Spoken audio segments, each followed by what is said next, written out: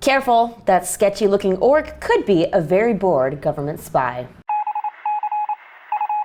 So the NSA and its British sister agency, GCHQ, might have been trolling your favorite online video games. This news may or may not surprise you. It's just the latest in an endless story about surveillance, and this time it's from documents dating back to 2008. Called Exploiting Terrorist Use of Games in Virtual Environments, the report describes games as target-rich communications networks where intel targets can lurk unmonitored. Some of the games mentioned, now it probably wouldn't shock you to learn, are on the radar of US or British intel agencies. One mentioned is the game Special Force, a first-person shooter produced by the Lebanese group Hezbollah, and in the game the player takes the role of a combatant fighting the Israeli Defense Force. Others include Under Ash and its sequel Under Siege, both created by a Syrian group, and each of these was cited in the report as examples of radicalizing media. A potential bigger threat though? This.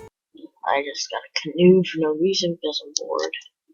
Second Life and World of Warcraft and Xbox Live, where the documents say terrorist target selectors have been found. Now, we already know from the original Prism leak back in June that Microsoft colluded with the NSA, so Xbox Live shouldn't be a huge surprise. But Warcraft? Well, it's the world's most popular MMO, so I guess it's statistically possible that some of those orcs, elves, and paladins could be terrorists. And that the text and voice messaging in the game could be a communication platform for hatching sinister plots, or that the game's currency would enable money laundering. So GVEs are an opportunity, obviously, as the doc states, but for what? Blizzard Games, the maker of WoW, said they did not grant permission for any spying ops in the game, which leaves agents with one means of surveillance: infiltration, which in this case is a fancy word for getting played to pay WoW. According to the New York Times and other outlets, there is no evidence that any useful intel was ever uncovered.